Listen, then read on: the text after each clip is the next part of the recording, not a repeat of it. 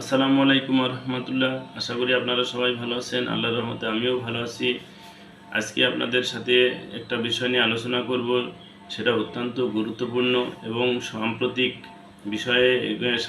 এই সমস্যাটা ব্যাপক হারে ছড়িয়ে পড়েছে। অর্থাৎ তাপপ্রবাহের কারণে জ্বর ব্যাপক হারে ছড়িয়ে পড়ছে। অনেক মানুষ জ্বরে আক্রান্ত হচ্ছে বা জ্বর হয়ে অসুস্থ হয়ে পড়ে আছে। তাই আজকে জ্বর সম্পর্কে আপনাদেরকে প্রাথমিক ধারণা দেব ইনশাআল্লাহ। আসলে যে কাউকে যদি জিজ্ঞাসা করা হয়, অধিকাংশ মানুষই মনে হয় বলবেন যে জ্বর কি, বলবেন এক কথায় যে জ্বর একটা রোগ। আসলে জ্বর কিন্তু একটা রোগ নয়, বা জ্বর কোনো রোগের নাম নয়। জ্বর একটা রোগের লক্ষণ মাত্র। আমাদের শরীরে জ্বর কখন হয় বা আমরা বুঝবো কেমনে যে আমাদের শরীরে জ্বর হয়েছে কিনা, সেক্ষেত্রে আমরা যারা সচেতন মানুষ বা শিক্ষিত মানুষ আছি, প্রত্যেকটা পরিবারে একটা করে অন্তত থার্মোমিটার রাখা উচিত।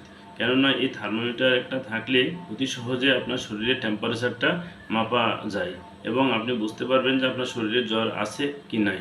তো সেক্ষেত্রে টেম্পারেচার মাপার জন্য একটা থার্মোমিটার রাখার দরকার। আর থার্মোমিটার থাকলে আপনি জ্বরটা মাপবেন কিভাবে, কোথায় মাপবেন এবং কত ডিগ্রি ফারেনহাইট আপনার শরীরে নর্মাল, সেটা আপনার জানার দরকার। সেটা আমি এখনই জানাবো ইনশাল্লাহ। আর জ্বর মাপতে গেলে বা টেম্পারেচার মাপতে হলে আমাদের শরীরে নর্মালিভাবে 3টা জায়গাতে টেম্পারেচার মাপা যায়। তার মধ্যে বহুল ব্যবহৃত বা বহুল প্রচলিত সেটা হচ্ছে আমাদের বগলে। বগলে টেম্পারেচার মাপা যায়, আর মুখে মাপা যায়, আর একটা পায়খানার রাস্তায় মাপা যায়। তো এখন 3 জায়গায় টেম্পারেচার নর্মাল রেঞ্জ 3 রকম। এখন বগলে যখন টেম্পারেচার মাপবেন, থার্মোমিটার যখন বগলে দিবেন, 2 মিনিট রাখার পরে দেখা যাবে যে টেম্পারেচার কত হচ্ছে। তো এখানে বগলের নর্মাল রেঞ্জ হচ্ছে 97.6 ডিগ্রি ফারেনহাইট। মুখে যদি মাপেন তাহলে 98.6 ডিগ্রি ফারেনহাইট। আর পায়খানার রাস্তায় দিলে 99.6 ডিগ্রি ফারেনহাইট। অর্থাৎ এটা নর্মাল রেঞ্জ, স্বাভাবিক তাপমাত্রা। এই 3 জায়গায় 3 রকম তাপমাত্রা স্বাভাবিক। এই তাপমাত্রার যদি বেশি হয়, সেক্ষেত্রে তখন জ্বর হিসাবে কাউন্ট করা হয়। এখন যদি জ্বর হলে কি করণীয়? জ্বর হলে ঘরোয়াভাবে আগে চিন্তা ভাবনা করতে হবে, আগে ওষুধ নয়। নর্মালিভাবে আমাদের এমন একটা প্রচলিত হয়ে গেছে যে আমাদের যে কোনো সমস্যা হলেই যে আমরা কি ওষুধ খাবো, এটা মেন্টালিটি হয়ে গেছে, বা আমাদের মাইন্ড সেট আপ হয়ে গেছে যে আমাদের এই সমস্যা হয়েছে, কি ওষুধ খেতে হবে। এই ওষুধ খাওয়ার প্রবণতাটা আমাদের অনেক বেশি হয়ে গেছে, যার কারণে আমরা ওষুধের উপর নির্ভরশীল হয়ে গেছি। আমার পক্ষ থেকে একটা সাজেশন হচ্ছে যে ওষুধের উপর নির্ভরতা কমাইতে হবে। তো যাই হোক, জ্বর যদি হয়, আগে প্রাথমিকভাবে আমাদের ঘরোয়াভাবে সমাধান করার চেষ্টা করতে হবে। এখন ঘরোয়াভাবে কিভাবে সমাধান করব? এখন যদি কারো জ্বর হয়, অর্থাৎ নর্মাল টেম্পারেচার চাইতে যদি বেশি হয়, সেক্ষেত্রে আমরা এর আঞ্চলিক ভাষায় বলতাম জলপট্টি বা পানিপট্টি। এটা আপনি করতে পারেন, অ্যাপ্লাই করতে পারেন। অর্থাৎ জলপট্টি বা পানিপট্টিটা কি, আপনার যখন জ্বর হবে তখন একটি সুতি কাপড় পানিতে ভিজে একটা ভাঁজ করে আপনার মাথায় কপালে কিছুক্ষণ রেখে দিবেন। তারপরে ওটা চিপে পানিটা ফেলে দিয়ে আবার ওটা ভিজিয়ে আবার কপালে দিবেন। এটা কিছুক্ষণ পর পর এমনটা করলে এটাকে বলা হয় জলপট্টি বা পানিপট্টি। আরেকটা করতে পারেন কি, আপনি স্পঞ্জ করতে পারেন, অথবা সমস্ত শরীর ভেজা কাপড় দিয়ে মুছে ফেলতে পারেন। আর যে দেখা যাচ্ছে যে এমন মুছবেন কখন, যখন দেখা যাচ্ছে টেম্পারেচার বেশি হয়ে গেছে।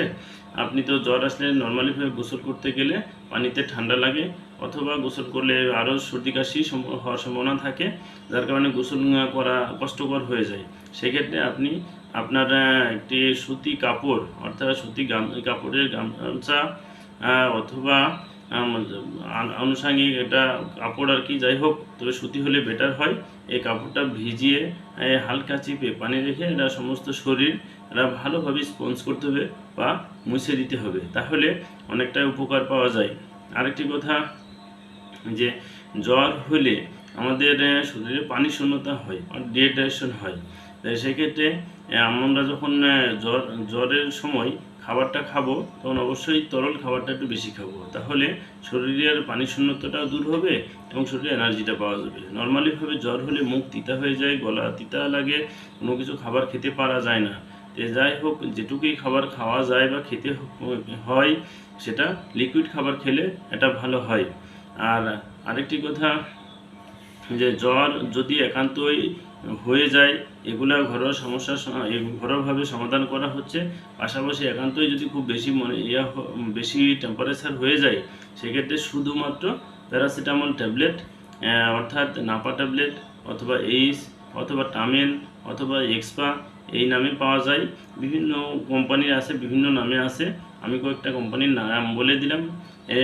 শুধুমাত্র প্যারাসিটামল এই ট্যাবলেটটি আপনার ওজন অনুযায়ী, অর্থাৎ প্রতি কেজিতে 50 থেকে 60